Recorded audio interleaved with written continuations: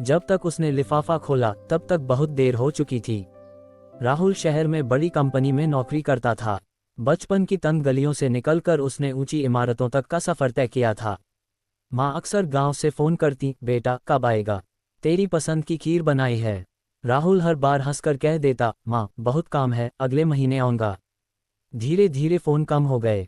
माँ अब ज़्यादा बात नहीं करती थी, बस कहती खुश रहना बेटा। एक दिन ऑफिस में राहुल मीटिंग में था, तभी गांव से पड़ोसी का फ़ोन आया। आवाज़ भारी थी, बेटा तुम्हारी माँ अब नहीं रहीं। राहुल के हाथ से मोबाइल गिर पड़ा।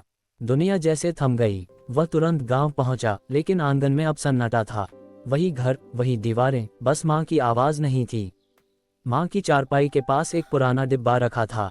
उसमें एक लिफाफा था जिस पर कांपते हाथों से लिखा था, मेरे बेटे राहुल के लिए।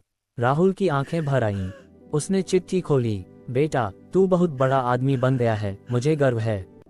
बस एक बार तुझे गले लगाना चाहती हूँ। तेरे बचपन की तरह तेरे बालों में हाथ फेरना चाहती हूँ। अगर कभी समय मिले तो आज जाना, मैं इंतज़ार करूँगी। नीचे लिखा था, तेरी माँ। चिट्ठी पर कुछ बूंदें गिरी थीं, शायद आंसुओं की। राहुल फूट फूट कर रो पड़ा। उसे याद आया, माँ हर त्योहार पर दरवाजे की ओर देखती रहती थीं। हर आहट पर समझती थी शायद मेरा बेटा आया है। लेकिन वह नहीं आया। उसे लगा था कि समय बहुत है। उसे लगा था कि माँ हमेशा रहेंगी। आज उसके पास पैसा था, बड़ी कार थी, ऊंचा पद था, पर माँ नहीं थी। उसने चिट्ठी सीने से लगा ली, पर अब वह आवाज़ कभी नहीं सुन पाएगा जो हर मुश्किल में कहती थी, मैं हूं ना। समय रहते रिश्तों की कद्र करो, क्योंकि एक दिन कल कहने का मौका भी नहीं मिलेगा।